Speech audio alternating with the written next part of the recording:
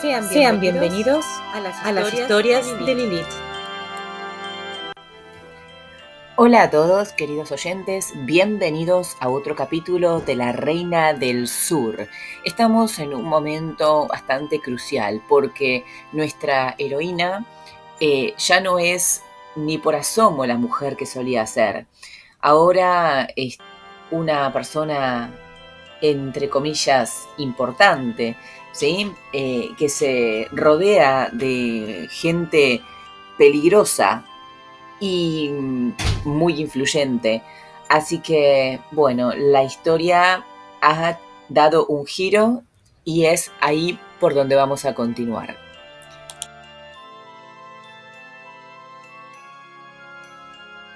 ¿Qué tal si te compro?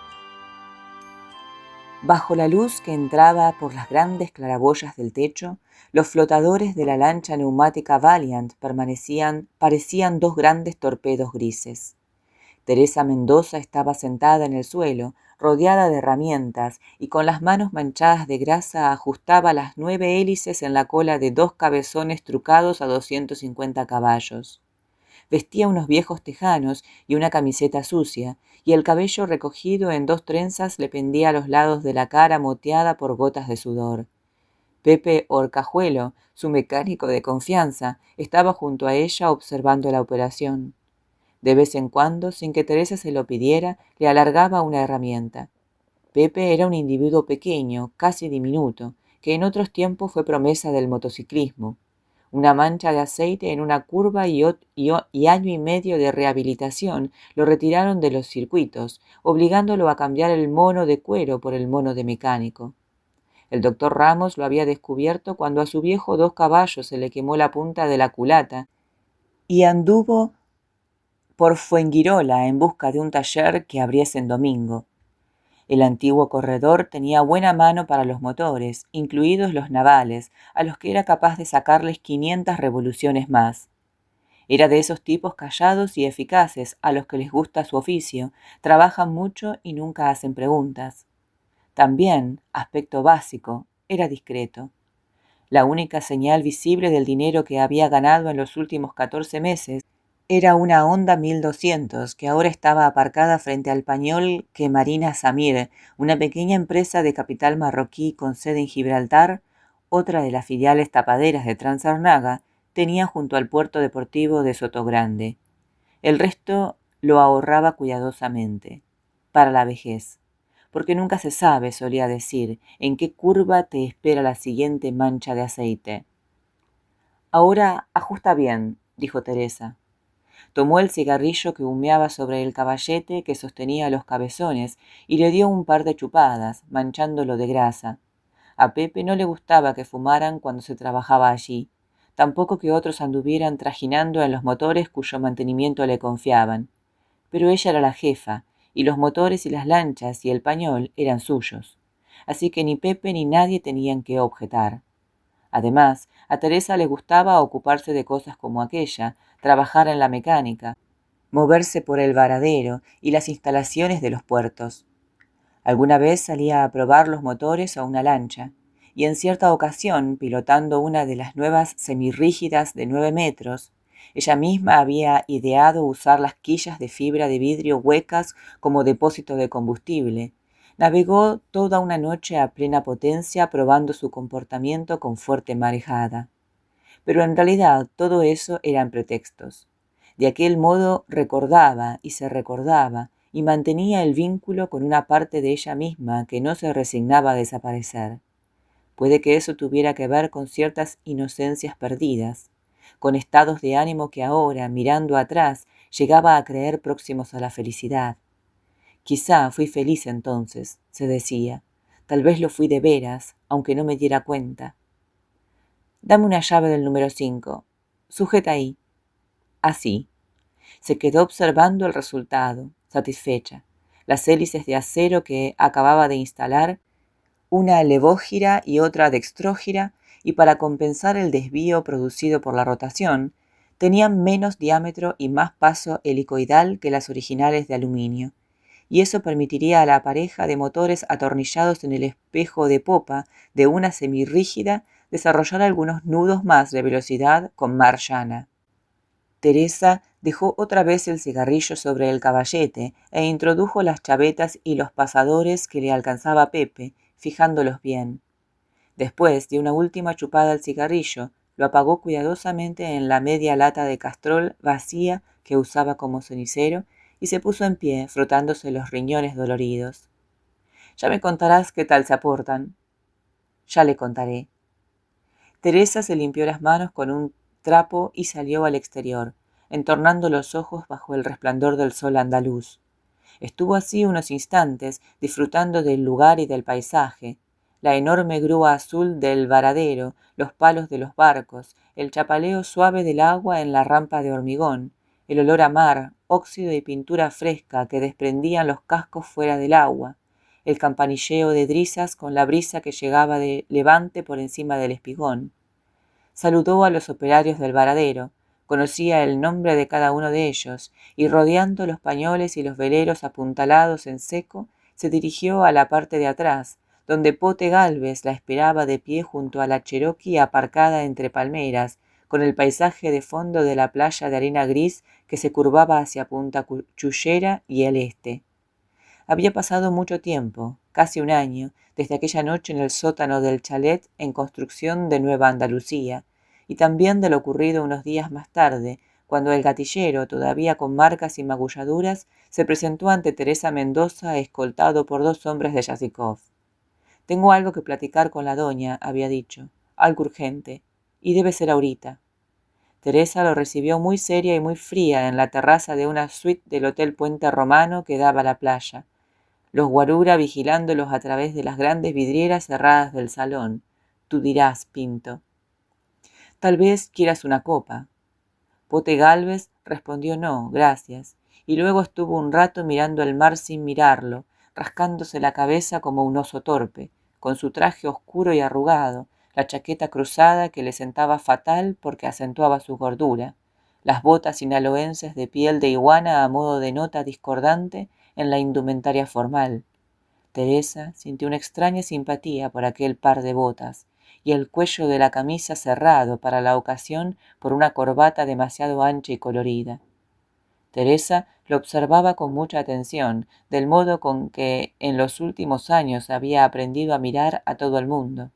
Hombres, mujeres, pinches seres humanos racionales, calando lo que decían y sobre todo lo que se callaban o lo que tardaban en contar, como el mexicano en este momento. «Tú dirás», repitió al fin, y el otro se fue girando hacia ella, todavía en silencio, y al cabo la miró directamente, dejando de rascarse la cabeza para decir en voz baja, tras echar un vistazo de reojo a los hombres del salón, «Pues fíjese que vengo a agradecerle, señora, a dar las gracias por permitir que siga vivo a pesar de lo que hice, o de lo que estuve a punto de hacer. No querrás que te lo explique», replicó ella con dureza. Y el gatillero desvió de nuevo la vista. «No, claro que no», y lo repitió 2 veces con aquella manera de hablar que tantos recuerdos traía a Teresa, porque se le infiltraba por las brechas del corazón. Solo quería eso, agradecerle, y que sepa que Potemkin Gálvez se la debe y se la paga. «¿Y cómo piensas pagarme?», preguntó ella. «Pues fíjese que ya lo hice en parte», fue la respuesta. «Platiqué con la gente que me envió de allá, por teléfono. Conté la pura neta, que nos tendieron un 4 y le dieron pa' dentro al gato, y que no pudo hacerse nada porque nos madrugaron gacho». «¿De qué gente hablas?», preguntó Teresa, conociendo la respuesta. «Pues no más gente», dijo el otro, irguiéndose un poco picado, endurecidos de pronto los ojos orgullosos. «¿Qué hubo, mi doña? Usted sabe que yo ciertas cosas no las platico. Digamos, solo gente, raza de allá». Y luego, de nuevo humilde y entre muchas pausas, buscando las palabras con esfuerzo, explicó que esa gente, la que fuera, había visto bien cabrón que él siguiera respirando y que a su cuate el gato se lo torcieran de aquella manera, y que le habían explicado clarito sus 3 caminos: acabar la chamba, agarrar el primer avión y volver a Culiacán para las consecuencias, o esconderse donde no lo encontraran. «¿Y qué has decidido, Pinto?». «Pues ni modo. Fíjese que ninguna de las tres cosas me cuadra. Por suerte todavía no tuve familia, así que por ese rumbo ando tranquilo. Órale, aquí me tiene. ¿Y qué hago contigo? Pues usted sabrá. Se me hace que ese no es mi problema. Teresa estudiaba el gatillero. Tienes razón, concedió al cabo de un instante. Sentía una sonrisa a flor de labios, pero no llegó a mostrarla. La lógica de Pote Gálvez era comprensible de puro elemental, pues ella conocía bien los códigos. En cierto modo había sido y era su propia lógica, la del mundo bronco del que ambos provenían. El güero Dávila, pensó de pronto, se habría reído mucho con todo esto. Puro Sinaloa, chale, las bromas de la vida. ¿Me estás pidiendo un empleo? Igual un día mandan a otros. El gatillero encogía los hombros con resignada sencillez, y yo puedo pagarle a usted lo que le debo. Y allí estaba ahora Pote Gálvez, esperándola junto al coche como cada día desde aquella mañana en la terraza del Hotel Puente Romano. Chofer, guardaespaldas, recadero, hombre para todo. Fue fácil conseguirle permiso de residencia, e incluso, aquello costó un poco más de lana, una licencia de armas a través de cierta amistosa empresa de seguridad. Eso le permitía cargar legalmente a la cintura, dentro de una funda de cuero, un Colt Python idéntico al que una vez le acercó a la cabeza a Teresa en otra existencia y en otras tierras. Pero la gente de Sinaloa no volvió a dar problemas. En las últimas semanas, Bialyazikov, Transarnaga había hecho de intermediaria, por amor al arte, en una operación que el cartel de Sinaloa llevaba a medias con las mafias rusas que empezaban a introducirse en Los Ángeles y San Francisco. Eso suavizó tensiones o adormeció viejos fantasmas. Y hasta Teresa llegó el mensaje inequívoco de que todo quedaba olvidado. No carnales, pero allá cada cual, el contador a cero y basta de chingaderas. El Batman Güemes en persona había aclarado ese punto por intermediarios fiables, y aunque en aquel negocio cualquier garantía resultaba relativa, bastó para aceitar las aguas. No hubo más sicarios, aunque Pote Gálvez, desconfiado por naturaleza y por oficio, jamás bajó la guardia. Sobre todo teniendo en cuenta que a medida que Teresa ampliaba el negocio, las relaciones se hacían más complejas y los enemigos aumentaban de modo proporcional a su poder.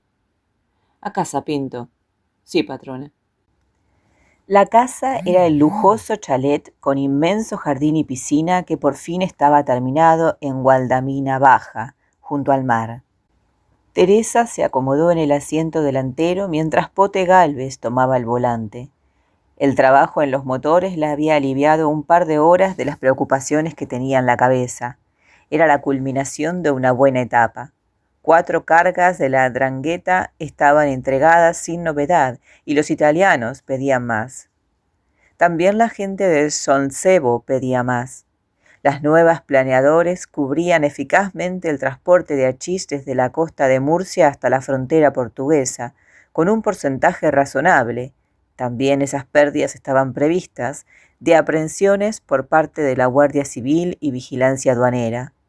Los contactos marroquíes y colombianos funcionaban a la perfección, y la infraestructura financiera actualizada por Teo Al-Jarafe absorbía y encauzaba ingentes cantidades de dinero, del que solo 2/5 partes se reinvertían en medios operativos. Pero a medida que Teresa ampliaba sus actividades, los roces con otras organizaciones dedicadas al negocio eran mayores. Imposible crecer sin ocupar espacio que otros consideraban propio. Y ahí venían los gallegos y los franceses. Ningún problema con los franceses, o más bien pocos y breves. En la Costa del Sol operaban algunos proveedores de hachís de la mafia de Marsella, agrupados en torno a 2 capos principales, un franco-argelino llamado Michel Salem y un marsellés conocido como Nené Garou. El primero era un hombre corpulento, sexagenario, pelo cano y modales agradables, con el que Teresa había mantenido algunos contactos poco satisfactorios. A diferencia de Salem, especializado en el tráfico de hachís en embarcaciones deportivas, hombre discreto y familiar que vivía en una lujosa casa de Fuengirola con 2 hijas divorciadas y 4 nietos. Nené Garou era un rufián francés clásico, un gángster arrogante, hablador y violento, aficionado a las chaquetas de cuero, a los coches caros y a las mujeres espectaculares. Garou tocaba el hachís además de la prostitución, el tráfico de armas cortas y el menudeo de heroína. Todos los intentos por negociar acuerdos razonables habían fracasado, y durante una entrevista informal mantenida con Teresa y Theo Aljarafe en el reservado de un restaurante de Mijas, Garou perdió los estribos hasta proferir en voz alta amenazas demasiado groseras y serias como para no tomarlas en cuenta. Ocurrió más o menos cuando el francés le propuso a Teresa el transporte de 1/4 de tonelada de heroína colombiana Black Tar, y ella dijo que no, que a su entender el hachís era droga más o menos popular y la coca lujo de los pendejos que se la pagaban, pero que la heroína era veneno para pobres y ella no andaba en esas chingaderas. Eso dijo, chingaderas, y el otro se lo tomó a mal. A mí ninguna zorra mexicana me pisa los huevos, fue exactamente su último comentario, que el acento marsellés hizo todavía más desagradable. Teresa, sin mover un músculo de la cara, apagó muy despacio su cigarrillo en el cenicero antes de pedir la cuenta y abandonar la reunión. ¿Qué vamos a hacer?, fue el interrogante preocupado de Theo cuando estuvieron en la calle. Ese fulano es peligroso y está como una cabra. Pero Teresa no dijo nada durante 3 días. Ni una palabra, ni un comentario. Nada. En su interior, serena y silenciosa, planeaba movimientos, pros y contras, como si anduviese en medio de una compleja partida de ajedrez. Había descubierto que aquellos amaneceres grises que la encontraban con los ojos abiertos daban paso a reflexiones interesantes, a veces muy distintas de las que aportaba la luz del día. Y 3 amaneceres después, ya tomada una decisión, fue a ver a Oleg Yazikov. «Vengo a pedirte consejo», dijo, aunque los dos sabían que eso no era cierto. Y cuando ella planteó en pocas palabras el asunto, Yazikov se la quedó mirando un rato antes de encoger los hombros. «Has crecido mucho, Tessa», dijo. «Y cuando se crece mucho, estos inconvenientes van incluidos en el paquete. Sí, yo no puedo meterme en eso. No. Tampoco puedo aconsejarte, porque es tu guerra y no la mía. Y lo mismo un día, la vida gasta bromas, nos vemos enfrentados por cosas parecidas. Sí, quién sabe. Solo recuerda que en este negocio, un problema sin resolver es como un cáncer. Tarde o temprano, mata». Teresa decidió aplicar métodos sinaloenses. «Me los voy a chingar hasta la madre», se dijo. A fin de cuentas, si allá por sus rumbos ciertas maneras resultaban eficaces, lo mismo iban a hacerlo aquí, donde jugaba a su favor la falta de costumbre. Nada impone más que lo desproporcionado, sobre todo cuando no lo esperas. Sin duda el Güero Dávila, que era muy fan de los tomateros de Culiacán y riéndose mucho desde la cantina del infierno donde ahora ocupará mesa, habría descrito aquello como batear a toda madre y robar a los gabachos la segunda base. Esta vez consiguió los recursos en Marruecos, donde un viejo amigo, el coronel Abdelkader Chaib, le proporcionó gente adecuada. Ex policías y ex militares que hablaban español, con pasaportes en regla y visado turístico, que iban y venían utilizando la línea de ferry Tánger-Algeciras. Raza pesada, sicarios que no recibían otra información e instrucciones que las estrictamente necesarias y a quienes en caso de captura por las autoridades españolas resultaba imposible relacionar con nadie. Así, a Nené Garou lo atraparon saliendo de una discoteca de Benalmádena a las 4 de la mañana. 2 hombres jóvenes de aspecto norteafricano, dijo más tarde a la policía cuando recuperó el habla, se le acercaron como para atracarlo, y tras despojarlo de la cartera y el reloj le partieron la columna vertebral con un bat de béisbol. Clac, clac. Se la dejaron hecha un sonajero, o al menos esa fue la gráfica expresión que utilizó el portavoz de la clínica. Sus superiores lo reconvinieron luego por ser tan explícito, para describir el asunto de a los periodistas. Y la mañana misma en que la noticia apareció en las páginas de sucesos del diario Sur de Málaga, Michel Salem recibió una llamada telefónica en su casa de Fuengirola. Tras decir buenos días e identificarse como un amigo, una voz masculina expuso en perfecto español sus condolencias por el accidente de Garou, del que suponía Monsieur Salem estaba al corriente. Luego, sin duda desde un teléfono móvil, se puso a contar al detalle cómo en ese momento los nietos del franco-argelino, 3 niñas y un niño entre los 5 o los 12 años, jugaban en el patio del colegio suizo de Las Chapas, las inocentes criaturas, después de haber celebrado el día anterior con sus amiguitos en un McDonald's el cumpleaños de la mayor, una pispireta jovencita llamada Desiree, cuyo itinerario habitual a la ida y al regreso del colegio, igual que el de sus hermanos, le fue descrito minuciosamente a Salem. Y para rematar el asunto, éste recibió aquella misma tarde por mensajero un paquete de fotografías hechas con teleobjetivo, en las que aparecían sus nietos en distintos momentos de la última semana, McDonald's y colegio suizo incluidos. Hablé con Cucho Malaspina, pantalón de cuero negro, chaqueta inglesa de tweed, bolso marroquí al hombro, a punto de viajar a México por última vez, 2 semanas antes de mi entrevista con Teresa Mendoza. Nos encontramos por casualidad en la sala de espera del aeropuerto de Málaga, entre 2 vuelos que salían con retraso. «Hola, ¿qué tal, amorcete?», saludó. «¿Cómo te va?». Me serví un café y él un zumo de naranjas, que se puso a sorber con una pajita mientras cambiábamos cumplidos. «Leo tus cosas, te veo en la tele», etc. Luego nos sentamos juntos en un sofá de un rincón tranquilo. «Trabajo sobre la Reina del Sur», dije, y se rió, malvado. Él la había bautizado así. Portada del Hola 4 años atrás. 6 páginas en color con la historia de su vida, o al menos la parte que él pudo averiguar, centrándose más en su poder, su lujo y su misterio. Casi todas las fotos tomadas con teleobjetivo. Algo del tipo «esta mujer peligrosa controla tal y cual».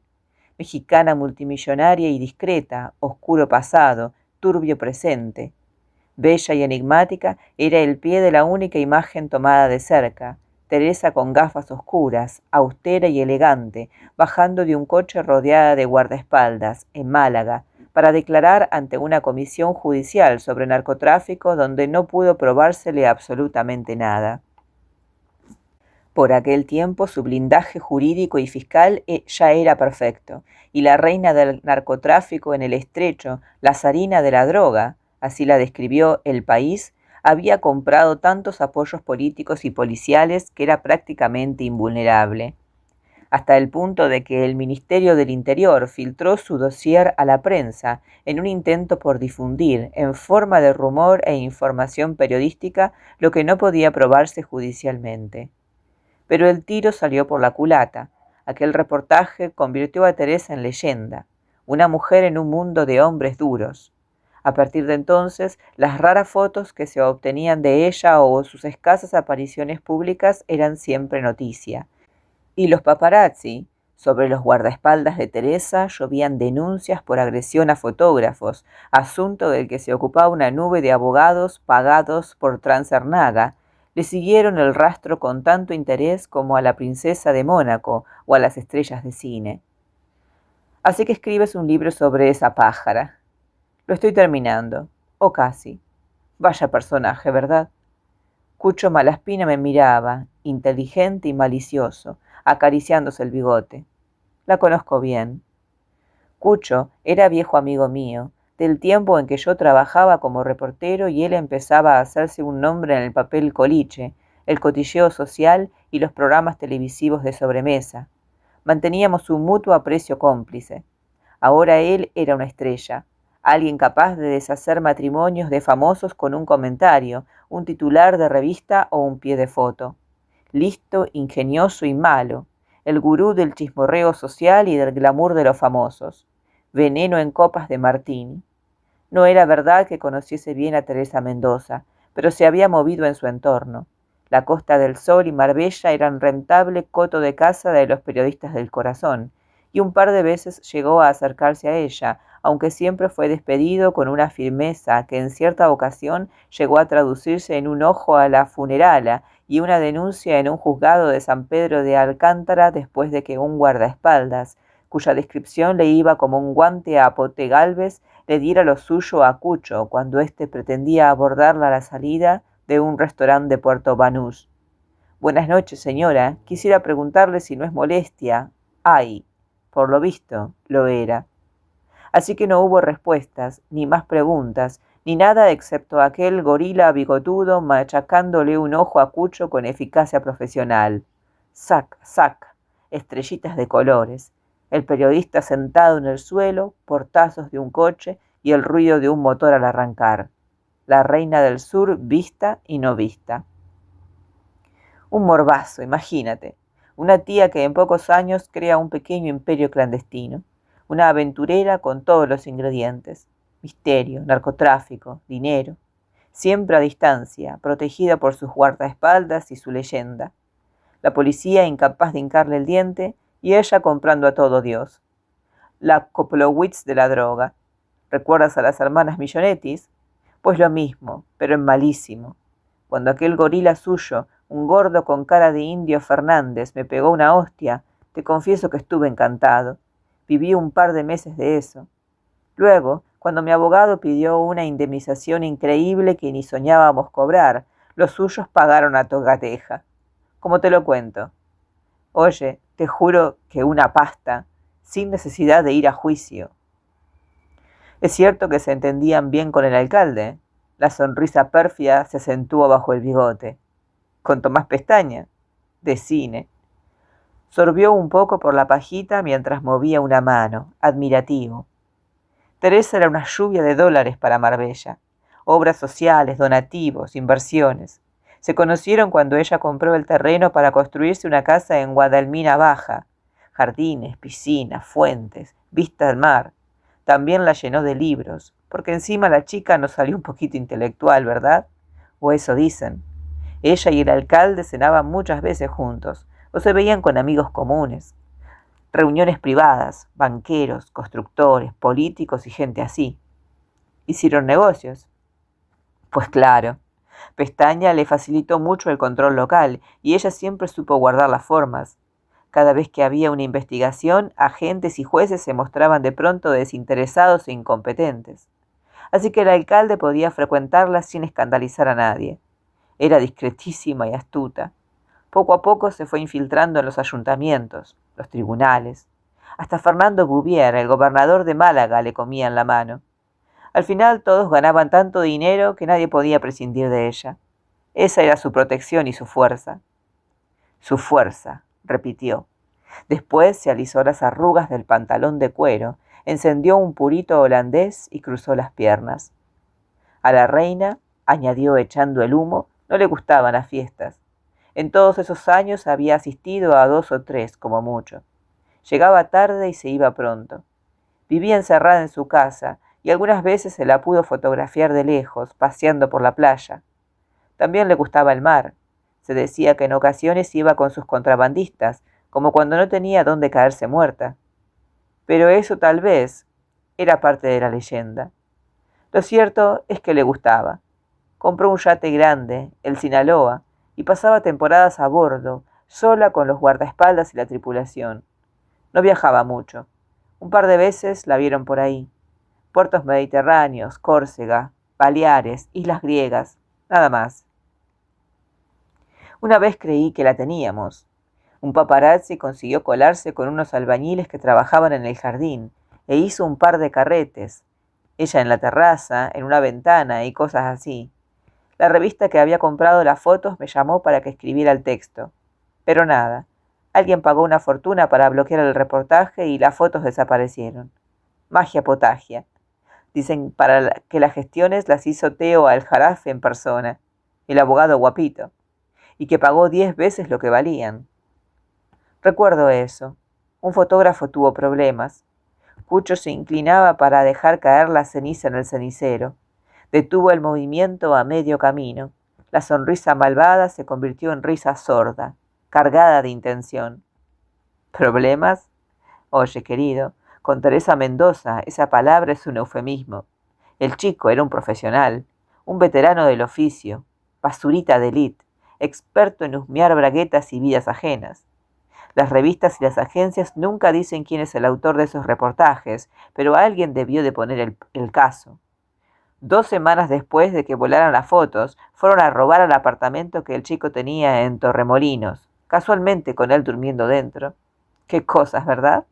Le dieron 4 navajazos, al parecer sin intención de matarlo, después de quebrarle uno por uno, imagínate, los dedos de la mano. Se corrió la voz. Nadie volvió a rondar la casa de Gualdamina, claro, ni acercarse a esa hija de puta en una 20 de metros a la redonda.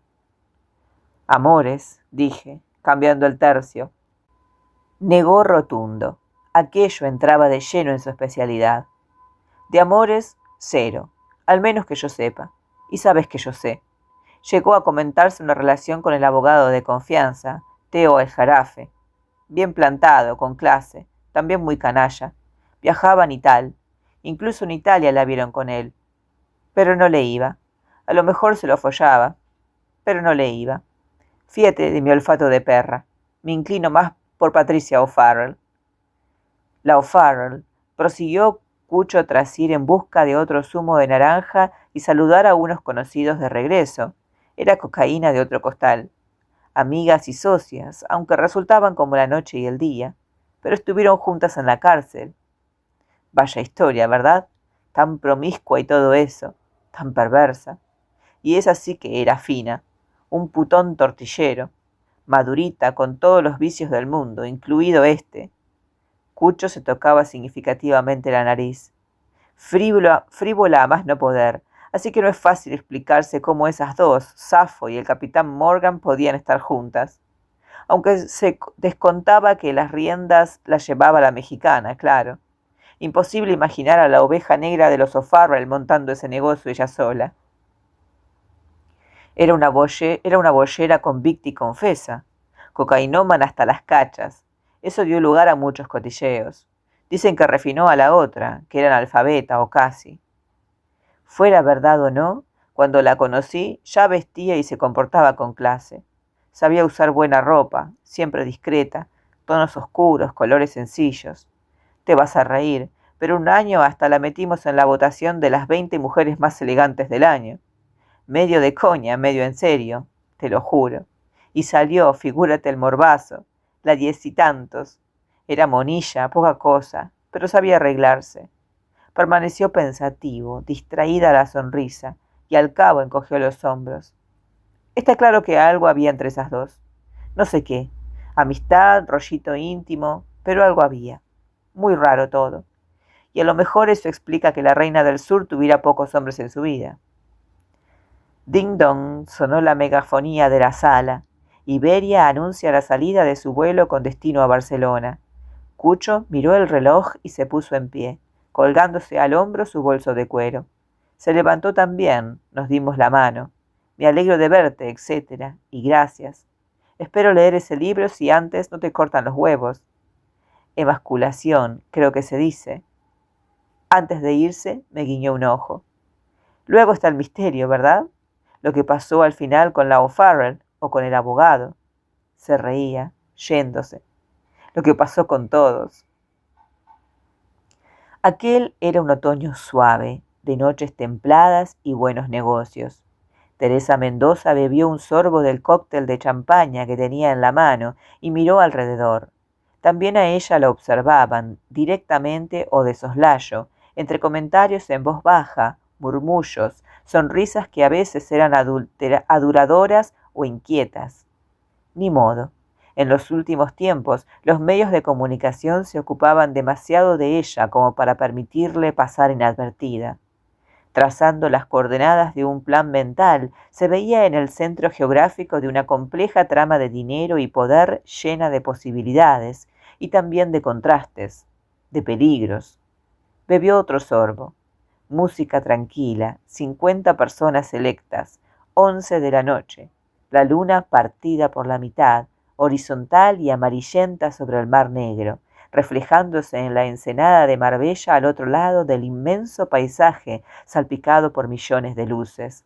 El salón abierto al jardín en la ladera de la montaña, junto a la carretera de Ronda. Los accesos controlados por guardias de seguridad y policías municipales. Tomás Pestaña, el anfitrión, iba y venía charlando de un grupo a otro, con chaqueta blanca y fajín rojo, el enorme cigarro habano entre los anillos de la mano izquierda, las cejas tupidas como las de un oso, enarcadas en continua sorpresa de placer. Parecía un malandrín de película de espías de los años 70, un malo simpático. Gracias por venir, queridísimas. ¡Qué detalle, qué detalle! ¿Conocéis a fulano y a mengano? Tomás Pestaña era así, en su salsa. Le gustaba presumir de todo, hasta de Teresa, como si ella fuese otra prueba más de su éxito, un trofeo peligroso y raro.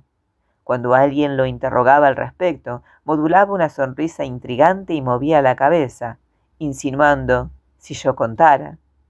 Todo lo que da glamour o dinero me sirve, había dicho una vez. Una cosa arrastra a la otra.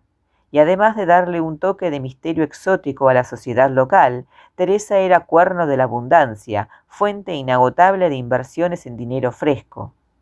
La última operación destinada a ganarse el corazón del alcalde, cuidadosamente recomendada por Teo Aljarafe, incluía la liquidación de una deuda municipal que amenazaba al ayuntamiento con un escandaloso embargo de propiedades y consecuencias políticas. Además, a Pestaña, hablador, ambicioso, astuto, el alcalde más votado desde los tiempos de Jesús Gil, le encantaba alardear de sus relaciones en momentos especiales, aunque solo fuese para un grupo selecto de amigos o de socios, del mismo modo que los coleccionistas de arte enseñan sus galerías privadas, donde ciertas obras maestras, adquiridas por medios ilícitos, no siempre pueden mostrarse en público. Imagínate una redada aquí, dijo Patty O'Farrell. Tenía un pitillo humeante en la boca y se reía, la tercera copa en la mano. No hay policía que tenga huevos, añadió. Estos bocados son de los que se atragantan. Pues hay un policía, Nino Juárez. Ya he visto a ese cabrón. Teresa bebió otro sorbo mientras terminaba de hacer la cuenta. 3 financieros, 4 constructores de alto nivel, un par de actores anglosajones y maduros, afincados en la zona para eludir impuestos en su país. Un productor de cine con el que Teo Aljarafe acababa de establecer una provechosa asociación, pues quebraba una vez al año y era experto en mover dinero a través de sociedades con pérdidas y películas que nadie veía. Un dueño de 6 campos de golf, 2 gobernadores, un millonario saudí venido a menos, un miembro de la familia real marroquí que iba a más, la principal accionista de una importante cadena hotelera, una famosa modelo, un cantante llegado de Miami en avión privado, un ex ministro de Hacienda y su mujer, divorciada de un conocido actor de teatro, 3 putas de superlujo, bellas y notorias por sus romances de papel couché. Teresa había conversado un rato con el gobernador de Málaga y su esposa. Ésta la estuvo mirando todo el rato recelosa y fascinada, sin abrir la boca, mientras Teresa y el gobernador acordaban la financiación de un auditorio cultural y 3 centros de acogida para toxicómanos. Después charló con 2 de los constructores e hizo una aparte, breve y útil, con el miembro de la familia real marroquí, socio de comunes amigos a ambos lados del estrecho, que le dio su tarjeta de visita. Tiene que venir a Marrakech. He oído hablar mucho de usted. Teresa asentía sin comprometerse, sonriente. Híjole, pensaba, imaginándose lo que aquel fulano habría oído. ¿Y a quién? Luego cambió unas palabras con el dueño de los campos de golf, al que conocía un poco. Tengo una propuesta interesante, dijo el tipo. La llamaré. El cantante de Miami reía en un corrillo próximo, echando atrás la cabeza para mostrar la papada que acababan de estirarle en una clínica. De jovencita estaba loca por él, había dicho Patty, guasona. Y ahí lo ves. Sic transit, le chispeaban los iris, de pupilas muy dilatadas. ¿Quieres que nos lo presenten? Teresa negaba con la cabeza, la copa en los labios. No me chingues, teniente. Y ojo que llevas 3. Tú sí que me chingas, había dicho la otra sin perder el humor, tan sosa y sin olvidar el trabajo en su puta existencia. Teresa volvió a mirar en torno, distraída. En realidad, aquello no era exactamente una fiesta, aunque lo que se celebraba fuese el cumpleaños del alcalde de Marbella.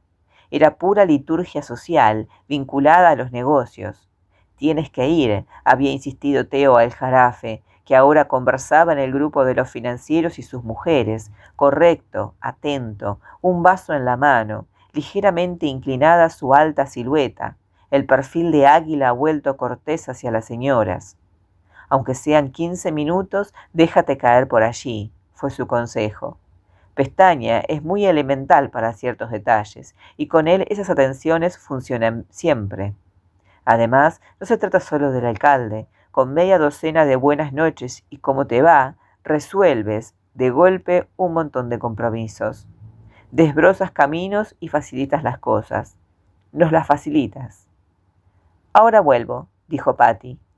Había dejado la copa vacía en una mesa y se alejaba, camino del bar.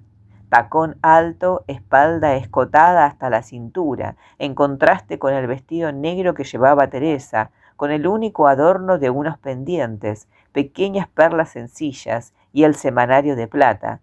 De camino, Patty rozó deliberadamente la espalda de una joven que charlaba en un grupo, y la otra se volvió a medias, mirándola. «Esa Chochito», había dicho antes Patty, moviendo la cabeza que seguía llevando casi rapada, al ponerle la vista encima. Y Teresa, acostumbrada al tono provocador de su amiga, a menudo Patty se extralimitaba a propósito cuando ella estaba presente, encogió los hombros. «Demasiado chava para ti, teniente», dijo. «Chava o no», respondió la otra, «en el puerto no se me habría escapado ni dando brincos».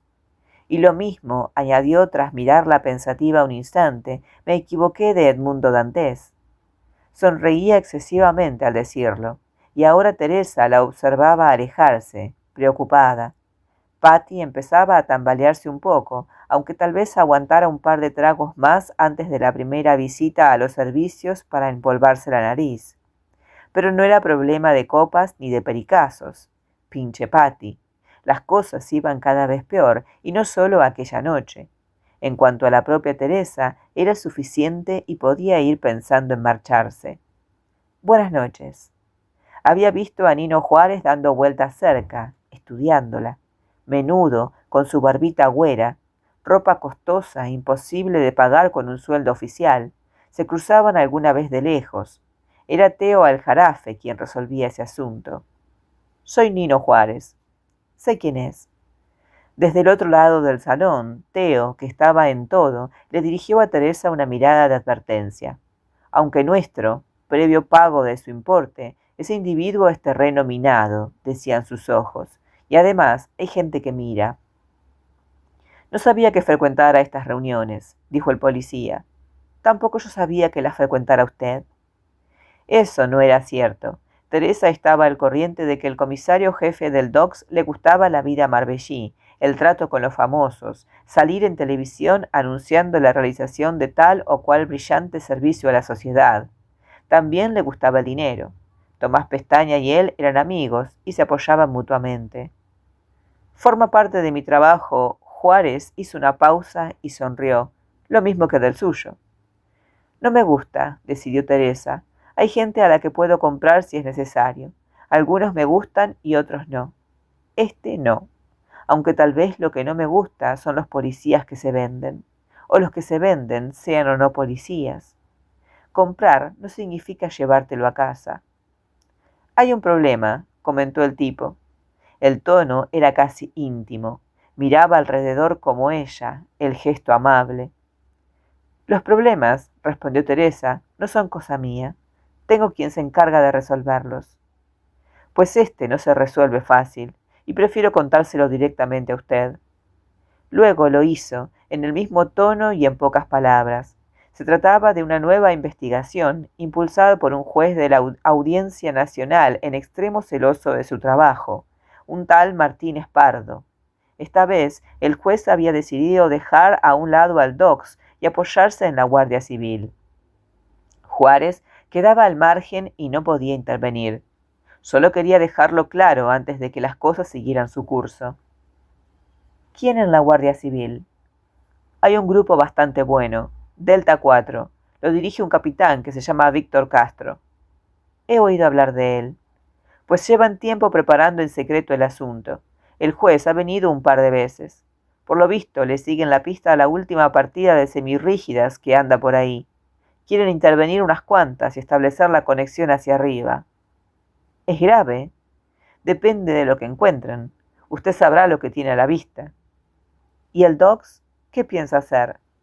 Nada. Mirar. Ya he dicho que a mi gente la dejan al margen. Con lo que acabo de contarle, cumplo. Patty estaba de regreso con una copa en la mano. Caminaba otra vez firme, y Teresa supuso que había pasado por los servicios a regalarse algo. Vaya, dijo al reunirse con ellos, mira a quién tenemos aquí. La ley y el orden. ¿Y qué Rolex tan grande lleva esta noche, supercomisario? ¿Es nuevo? Juárez ensombreció el gesto, mirando unos segundos a Teresa. Ya sabe lo que hay, dijo sin palabras, y su socia no va a ser de ayuda si empieza a llover hostias. Discúlpenme. Buenas noches. Juárez se alejó entre los invitados. Patricia se reía bajito, viéndolo irse. ¿Qué te contabas, hijo de puta? ¿No llega a fin de mes? Es imprudente provocar así. Teresa bajaba la voz, incómoda. No quería irritarse, y menos allí, sobre todo a los policías. ¿No le pagamos? Pues que se joda. Se llevaba el vaso a los labios, casi con violencia. Teresa no podía saber si el rencor de sus palabras se debía a Nino Juárez o a ella. Oye, teniente, no te me apendejes. Estás tomando demasiado, y de lo otro también. ¿Y qué? Es una fiesta, y esta noche tengo ganas de marcha. No mames. ¿Quién habla de esta noche? Vale, nodriza. Teresa ya no dijo nada. Miró a su amiga a los ojos con mucha fijeza, y ésta apartó la vista.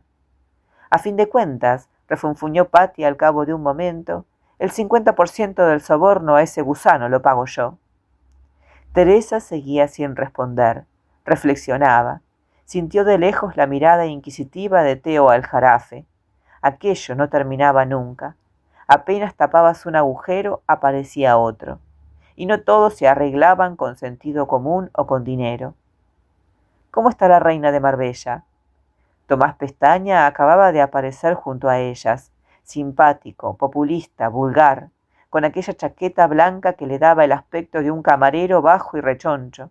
Teresa y él se trataban con frecuencia, sociedad de intereses mutuos. Al alcalde le gustaba vivir peligrosamente, siempre que hubiese dinero o influencia de por medio. Había fundado un partido político local, navegaba en las turbias aguas de los negocios inmobiliarios, y la leyenda que empezaba a tejerse alrededor de la mexicana forzaba su sensación de poder y su vanidad. También reforzaba sus cuentas corrientes. Pestaña había hecho su primera fortuna como hombre de confianza con un importante constructor andaluz, comprando terrenos para la empresa a través de los contactos de su jefe y con dinero de éste. Después, cuando un tercio de la Costa del Sol fue suyo, visitó al jefe para decirle que se despedía.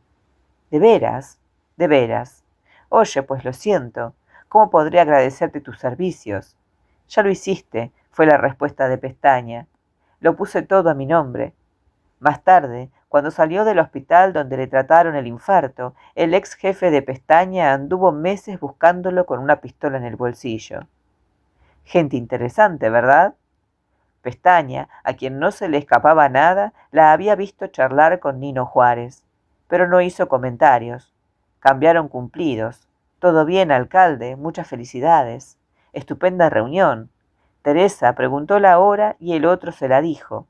Quedamos a comer el martes, claro, donde siempre. Ahora tenemos que irnos. Cada chango a su mecate. Tendrás que irte tú sola, cariño, protestó Patty. Yo estoy de maravilla. Con los gallegos las cosas resultaron más complicadas que con los franceses. Aquello requería encaje de bolillos, porque las mafias del noroeste español tenían sus propios contactos en Colombia y a veces trabajaban con la misma gente que Teresa. Además, eran duros de veras, poseían larga experiencia y estaban en su terreno. Después de que los viejos amos do fume, los dueños de las redes contrabandistas de tabaco, se hubieran reciclado al tráfico de droga hasta convertirse en indiscutibles amos da fariña.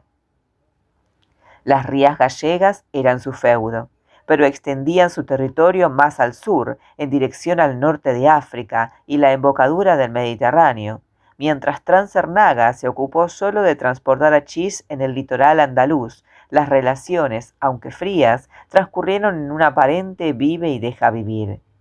La cocaína era algo distinto, y en los últimos tiempos la organización de Teresa se había convertido en serio competidor. Todo aquello se planteó en una reunión celebrada en terreno neutral, un cortijo carcereño cerca de Arroyo de la Luz, entre la Sierra de Santo Domingo y la N521, con espesos alcornocales y dehesas para el ganado. Un caserío blanco situado al final de un camino donde los coches levantaban polvaredas al acercarse y donde un intruso podía ser descubierto fácilmente. La reunión se celebró a media mañana y por Transernaga acudieron Teresa y Teo Aljarafe, escoltados por Pote Gálvez al volante de la Cherokee y seguidos en un Passat oscuro por dos hombres de toda confianza, marroquíes jóvenes probados primero en las gomas y reclutados más tarde para tareas de seguridad. Ella vestía de negro, traje pantalón de buena marca y buen corte, el pelo recogido en la nuca, tirante, con raya en medio. Los gallegos ya estaban allí. Eran 3, con otros tantos guardaespaldas en la puerta, junto a los 2 BMW 732 en los que habían acudido a la cita. Todo el mundo fue directo al grano, los guaruras mirándose unos a otros afuera y los interesados dentro, en torno a una gran mesa de madera rústica situada en el centro de una habitación con vigas en el techo y cabezas disecadas de ciervos y jabalíes en las paredes. Disponían de bocadillos, bebidas y café, cajas de cigarros y cuadernos para notas. Una reunión de negocios que empezó con mal pie cuando Ciso Pernas, del clan de los Corbeira, hijo del amo do fume de la ría de Arosa, don Jaquín Pernas, tomó la palabra para plantear la situación, dirigiéndose todo el tiempo a Teo Aljarafe, como si el abogado fuese el interlocutor válido, y Teresa estuviese allí a título decorativo. La cuestión, dijo Ciso Pernas, era que la gente de Transernaga mojaba en demasiadas salsas. Nada que objetar a la expansión mediterránea, al hachís y todo eso, tampoco a que se tocara la fariña de una manera razonable. Había negocio para todos, pero cada uno en su sitio, y respetando los territorios y la antigüedad, que en España seguía mirando todo el rato a Teo Aljarafe, como si el mexicano fuese él, siempre era un grado. Y por territorios, Ciso Pernas y su padre, don Jaquín, entendían las operaciones atlánticas, los grandes cargamentos transportados por barco desde los puertos americanos. Ellos eran operadores de los colombianos de toda la vida, desde que don Jaquín y los hermanos Corbeira y la gente de la vieja escuela, presionados por las nuevas generaciones, empezaron a reconvertirse del tabaco al hachís y la coca. Así que traían una propuesta. Nada que objetar a que Transernaga trabajase la fariña que entraba por Casablanca y Agadir, siempre y cuando la llevara al Mediterráneo oriental y no se quedase en España. Porque los transportes directos para la península y Europa, la ruta del Atlántico y sus ramificaciones hacia el norte, eran feudo gallego.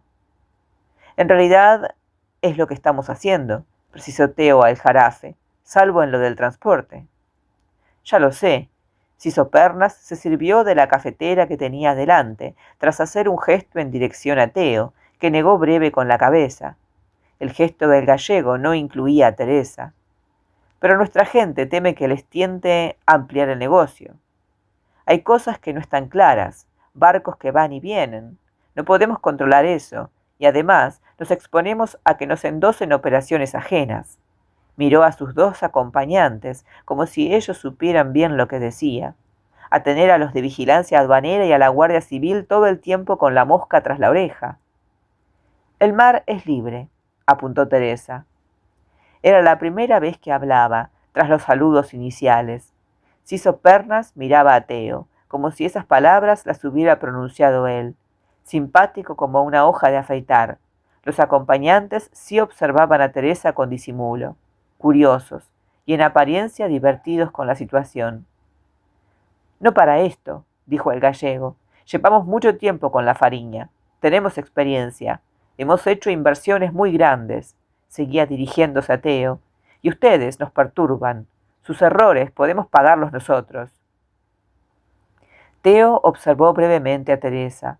Las manos morenas y delgadas del abogado hacían oscilar su estilográfica como un interrogante. Ella se mantuvo impasible. Haz tu trabajo, decía su silencio. Cada cosa en su momento. ¿Y qué opinan los colombianos?, preguntó Teo. No se mojan. Ciso Pernas sonreía torcido. Esos Pilatos cabrones, decía su gesto.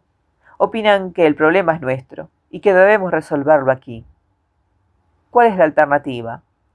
El gallego bebió sin prisas un sorbo de café y se echó un poco hacia atrás en la silla, el aire satisfecho. Era güerito, apreció Teresa, bien parecido, rozando los 30, bigote recortado y blazer azul sobre camisa blanca sin corbata, un narco junior de segunda o tercera generación, sin duda con estudios, más apresurado que sus mayores, que guardaban la lana en un calcetín y usaban siempre la misma chaqueta pasada de moda, menos reflexivo, menos reglas y más ansia por ganar dinero para comprar lujos y hembras, también más arrogante. Y ya nos vamos centrando, decía Ciso Pernas sin palabras. Miró al acompañante que estaba a su izquierda, un tipo grueso de ojos pálidos. Trabajo hecho. Cedía los detalles a los subalternos. Del estrecho para adentro, dijo el grueso, apoyando los codos en la mesa. Ustedes tienen libertad absoluta. Nosotros les pondríamos la carga en Marruecos, si la prefieren allí, pero haciéndonos responsables del transporte desde los puertos americanos. Estamos dispuestos a conceder condiciones especiales, porcentajes y garantías, incluso a que trabajen como asociados, pero controlando nosotros las operaciones. Cuanto más simple es todo, remató Ciso Pernas, casi desde atrás, menos riesgos.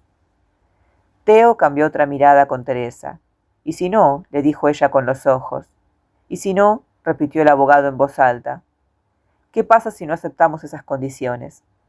El tipo grueso no respondió, y Ciso Pernas se entretuvo mirando su taza de café, pensativo, como si esa eventualidad no se la hubiera planteado nunca. «Pues no sé», dijo al fin, «quizá tengamos problemas». «¿Quiénes los tendrán?», quiso saber Teo. Se inclinaba un poco, tranquilo, sobrio, la estilográfica entre los dedos como si se dispusiera a tomar notas. Seguro en su papel, aunque Teresa sabía que estaba deseando levantarse y salir de aquella habitación. El género de problemas que insinuaba el gallego no eran especialidad de Teo. A ratos volvía ligeramente el rostro hacia ella, sin mirarla. «Yo solo puedo llegar hasta aquí», insinuaba. «Lo mío son las negociaciones pacíficas, la asesoría fiscal y la ingeniería financiera, no los dobles sentidos ni las amenazas flotando en el aire. Si esto cambia de tono, ya no puede ser cosa mía». «Ustedes, nosotros». Ciso Pernas dirigía ojeadas suspicaces a la estilográfica de Teo. «A nadie le conviene un desacuerdo». Las últimas palabras sonaron como una astilla de vidrio.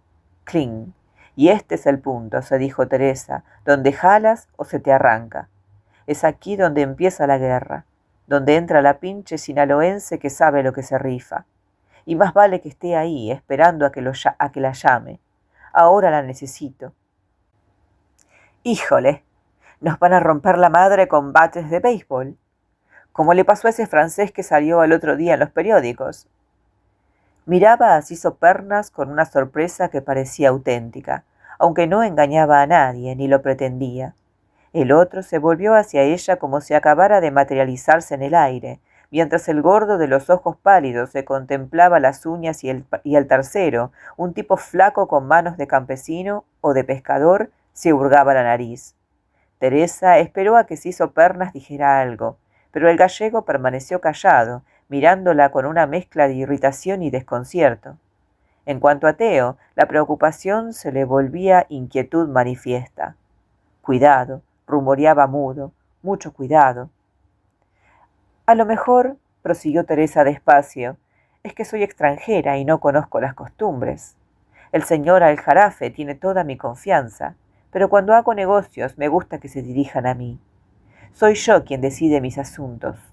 ¿Capta usted la situación? Ciso Pernas seguía observándola en silencio, las manos a ambos lados de la taza de café. El ambiente estaba próximo al punto de congelación. ¿Quién dijo cuates?, pensó Teresa. Si me silban el corrido, yo le pongo letra. Y de gallegos sé algo. Pues ahora, prosiguió, le voy a decir cómo lo veo yo. Espero no regar el mole, pensó, y dijo cómo lo veía ella. Lo hizo muy claro y separando bien cada frase, con las pausas adecuadas para que todos captaran los matices. Tengo el máximo respeto por lo que hacen en Galicia, empezó. Raza pesada y demás, muy padre. Pero eso no me impide saber que están fichados por la policía, bajo estrecha vigilancia y sometidos a procedimientos judiciales. Tienen madrinas e infiltrados por todas partes, y de vez en cuando alguno de ustedes se deja atrapar con las manos en la masa. Todo bien gacho, que decimos en Sinaloa. Y resulta que si en algo se basa mi negocio, es en extremar la seguridad, con una forma de trabajar que impide, hasta el límite de lo razonable, las fugas de información. Poca gente, y la mayor parte no se conoce entre sí. Eso ahorra pitazos. Me llevó tiempo crear esa estructura, y no estoy dispuesta, 1, a dejarla oxidarse, y 2, a ponerla en peligro con operaciones que no puedo controlar. Ustedes piden que me ponga en sus manos a cambio de un porcentaje o de qué sé yo. O sea, que me cruce de brazos y les deje el monopolio. No veo qué puedo sacar de eso, ni en qué me conviene, excepto que me estén amenazando. Pero no creo, ¿verdad? No creo que me amenacen. ¿Con qué íbamos a amenazarla?, preguntó Ciso Pernas. Aquel acento. Teresa apartó el fantasma que rondaba cerca. Necesitaba la cabeza tranquila, el tono justo. La piedra de león estaba lejos y no quería toparse con otra. Pues fíjense que se me ocurren 2 maneras, respondió. Filtrar información que me perjudique o intentar algo directamente. En ambos casos sepan que puedo ser tan perrona como el que más. Con una diferencia, yo no tengo a nadie que me haga vulnerable. Soy una persona de paso y mañana puedo morirme o desaparecer o marcharme sin hacer las maletas. Ni panteón me mandé a hacer, aunque sea mexicana. Ustedes, sin embargo, tienen posesiones, pasos. Creo que llaman a esas casas hermosas de Galicia. Carros de lujo, amigos, familiares. Ustedes pueden hacer venir sicarios colombianos para trabajos sucios. Yo también. Ustedes pueden, llegados al extremo, desencadenar una guerra. Yo, modestamente, también, porque me sobra lana y con eso te pagas cualquier cosa. Pero una guerra atraería la atención de las autoridades. He observado que al Ministerio del Interior no le gustan los ajustes de cuentas entre narcos, sobre todo si hay nombres y apellidos, posesiones que incautar, gente que puede ir a la cárcel, procedimientos judiciales en curso. Ustedes salen mucho en los periódicos. Usted también, apuntó Ciso Pernas con una mueca irritada. Teresa lo miró fríamente 3 segundos, con mucha calma. No cada día, ni en las mismas páginas. A mí nadie me probó nada. El gallego emitió una risa corta, grosera. Pues ya me dirá cómo lo consigue. A lo mejor es que soy un poquito menos pendeja. Lo dicho está, pensó concluyendo. Requete claro y sin cremita. Y ahora a ver por dónde van estos cabrones. Teo le ponía y le quitaba el capuchón a la estilográfica. También tú estás pasando un mal rato, pensó Teresa. Para eso cobras lo que cobras. La diferencia es que a ti puedes notársete, y a mí no. Todo puede cambiar, comentó Ciso Pernas. Me refiero a lo suyo. Variante considerada, prevista. Teresa tomó un bisonte del paquete que tenía delante, junto a un vaso de agua y una carpeta de cuero con documentos. Lo hizo como si reflexionara y se lo puso en la boca sin encenderlo. Tenía la boca seca, pero decidió no tocar el vaso de agua. La cuestión no es cómo yo me sienta, se dijo. La cuestión es cómo me ven. Claro, concedió, y me late que cambiará.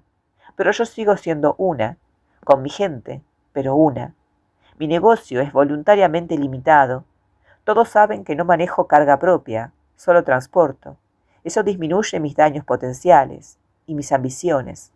Ustedes, sin embargo, tienen muchas puertas y ventanas por donde entrarles. Hay donde elegir si alguien decide golpear. Gente a la que quieren, intereses que les importa conservar. Hay donde romperles la madre. Miraba al otro a los ojos, el cigarrillo en los labios, inexpresiva. Estuvo así unos instantes, contando por dentro los segundos, hasta que se hizo pernas, el aire reflexivo y casi a regañadientes, se metió la mano en el bolsillo, sacó un encendedor de oro e inclinándose sobre la mesa le dio fuego. Ahí llegaste, güerito. Ya te quiebras. Se lo agradeció con un movimiento de cabeza. ¿Y a usted no? Preguntó al fin el gallego, guardándose el encendedor. Puede hacer la prueba. Teresa soltaba el humo al hablar, un poco entornados los ojos. Le sorprendería saber lo fuerte que es alguien que no tiene nada que perder excepto a sí misma. Usted tiene familia, por ejemplo. Una mujer muy bonita, dicen. Un hijo. Rematemos, decidió.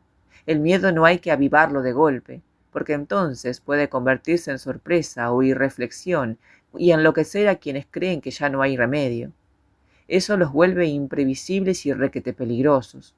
El arte reside en infiltrarlo poquito a poco, que dure y desvele y madure, porque de ese modo se convierte en respeto. La frontera es sutil y hay que tantearla suave hasta que encaja. En Sinaloa tenemos un dicho: voy a matar a toda su familia y luego desentierro a sus abuelos, les meto unos tiros y los vuelvo a enterrar. Mientras hablaba, sin mirar a nadie, abrió la carpeta que tenía delante y extrajo un recorte de prensa. Una foto de un equipo de fútbol de la Ría de Arosa, al que Ciso Pernas, muy aficionado, subvencionaba con generosidad. Era su presidente, y en la foto, Teresa la había puesto con suma delicadeza sobre la mesa, entre ambos, posaba antes de un partido con los jugadores, con su mujer y con su hijo, un niño muy guapo de 10 o 12 años, vestido con la camiseta del equipo. Así que no me chinguen. Y ahora sí miraba al gallego a los ojos.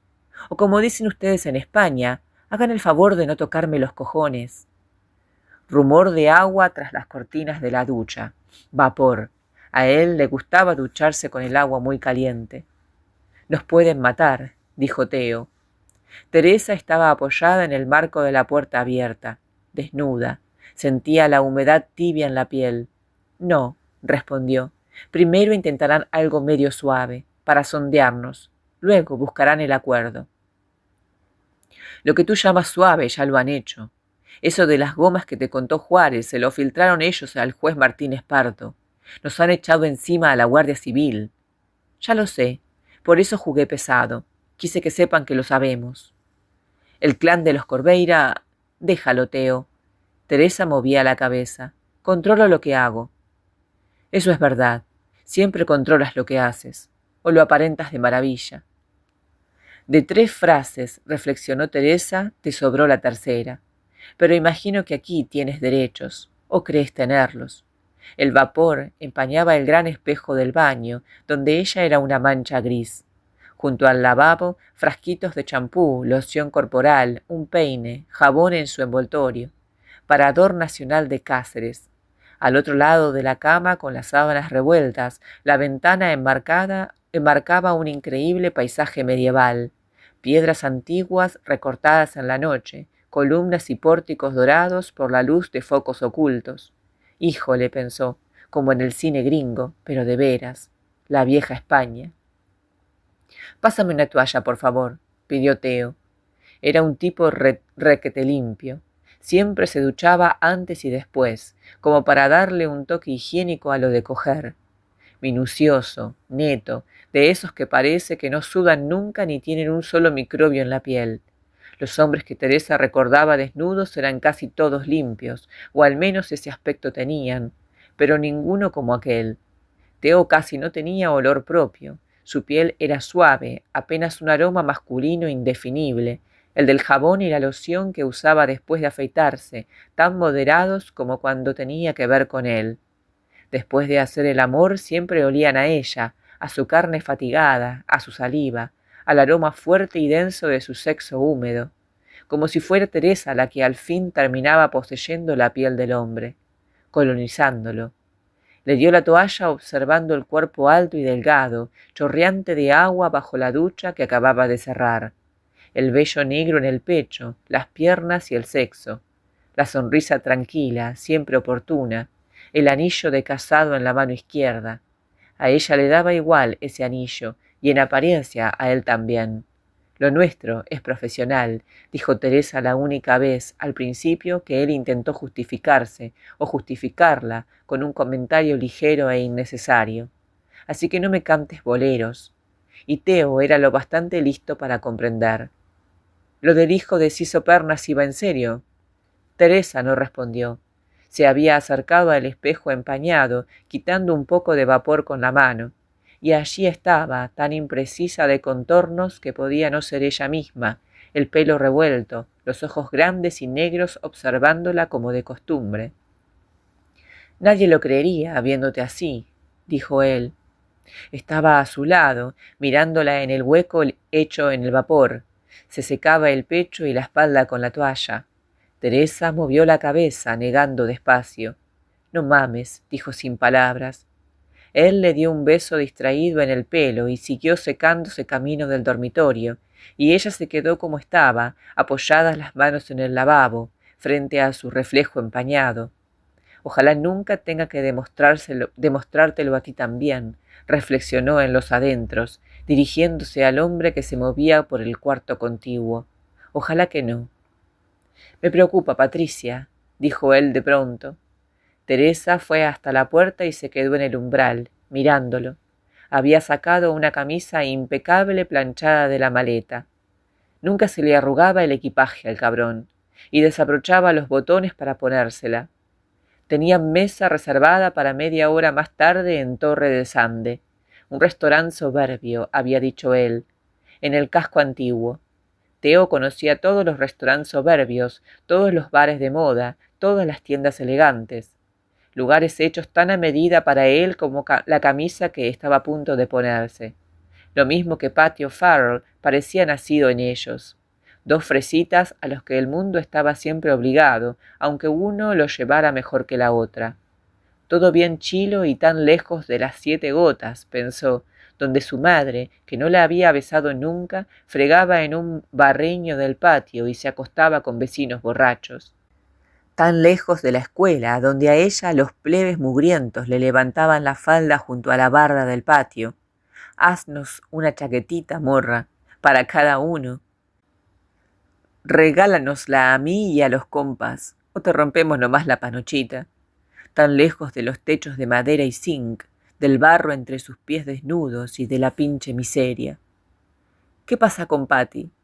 Tú sabes lo que pasa, y cada vez es peor. Lo era. Tomar y periquearse hasta la madre era mala combinación, pero había algo más, como si la teniente se rompiera poco a poco, callada. Lo mismo la palabra era resignación, aunque Teresa no lograba establecerlo de resignada a qué. A veces Patty se parecía a esos náufragos que dejan de nadar sin motivo aparente. Glup, glup. Quizás solo porque no tienen fe o están cansados. Ella es dueña de hacer lo que quiera, dijo. La cuestión no es esa. La cuestión es si lo que hace te conviene a ti o no.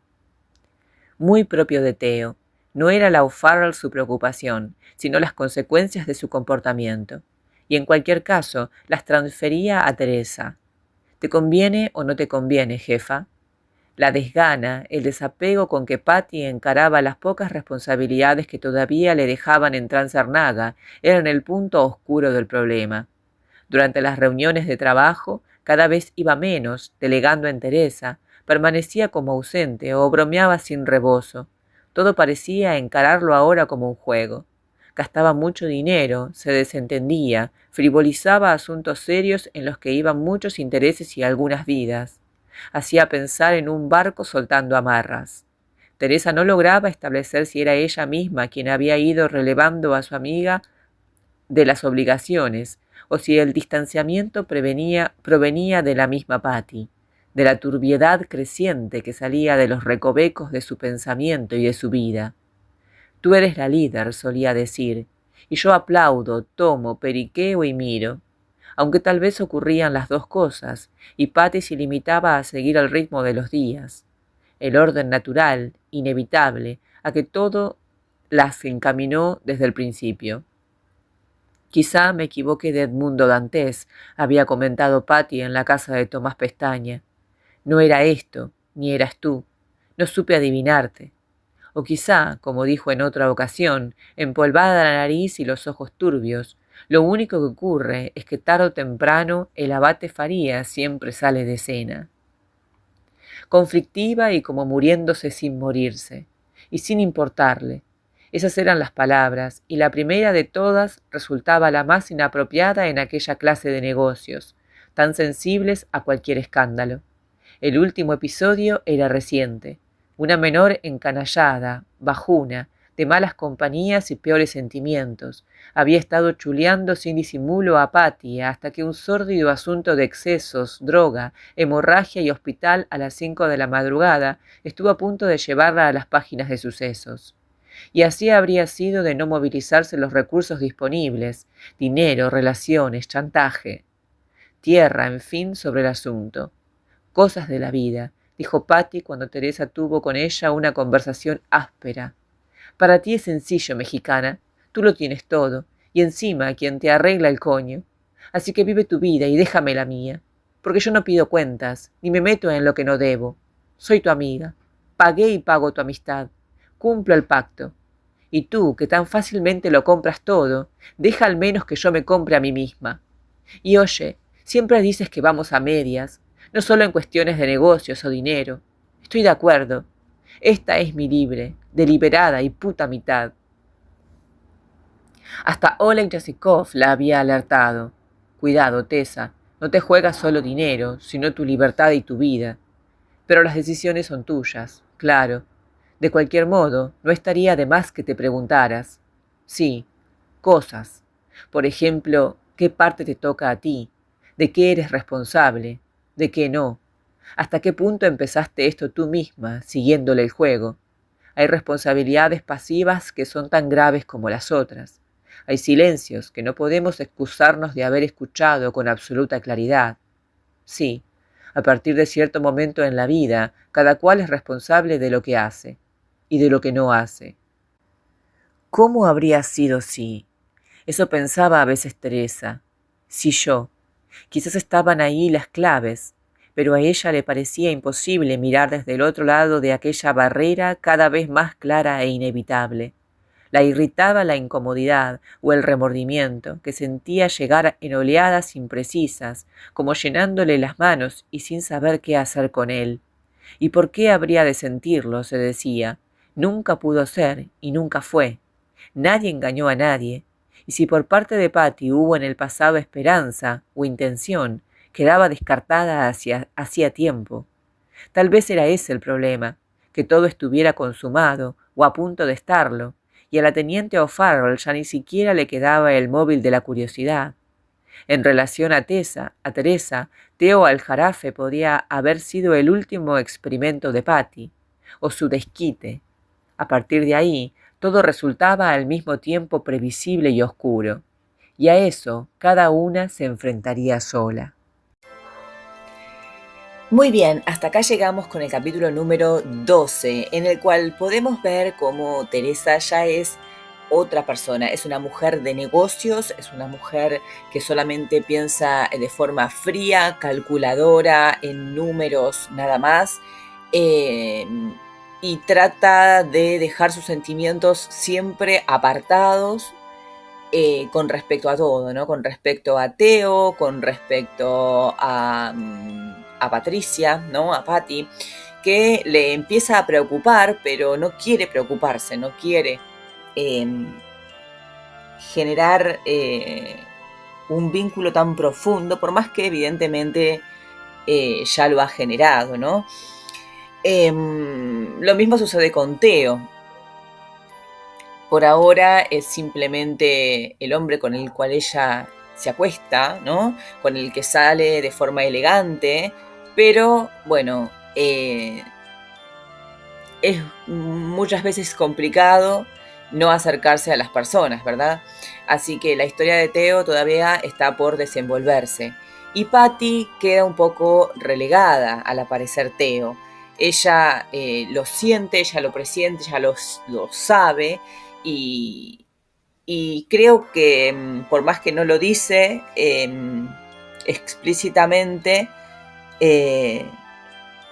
nuestro personaje principal también lo sabe, ¿verdad? Cuando ella dice, bueno, está como esos náufragos que van a la deriva, como que se está dejando vencer, pero yo no sé por qué. Bueno, yo creo que si lo sabemos nosotros, también lo sabe ella, ¿verdad? En un momento habla de que tal vez Theo sea un último, entre comillas, experimento de Patty, ¿no?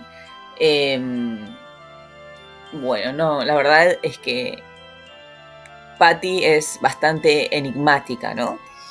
No sabemos cuáles son sus intenciones ni por qué hace lo que hace. Lo cierto es que está tomando una actitud peligrosa y esto es lo que Theo le dice. Esto es un negocio serio, es una cuestión de vida o muerte, no tenemos tiempo para juegos, ni deslices, ni risas, y Patty está desvariando, dice. Bueno, parece que la mexicana no le dio mucha importancia por el momento. Así que bueno, la vimos negociar con otros personajes duros, ¿no? Con hombres que estaban acostumbrados a ver a otros hombres, y ella, con su astucia, su inteligencia, su manera de observar, pudo sortear todos los peligros, digamos, los problemas, y plantarse, ¿no? Demostrar quién manda ahí.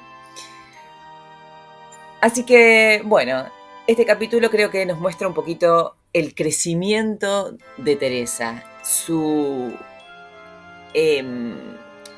personaje más de negocio, ¿bien? Ella lidiando con todo lo que son negocios.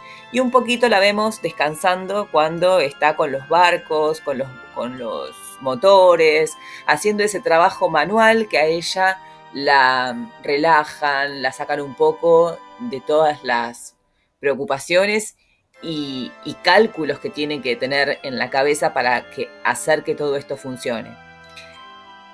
Así que bueno, acá dejamos, espero que les haya gustado el capítulo, que les haya parecido interesante.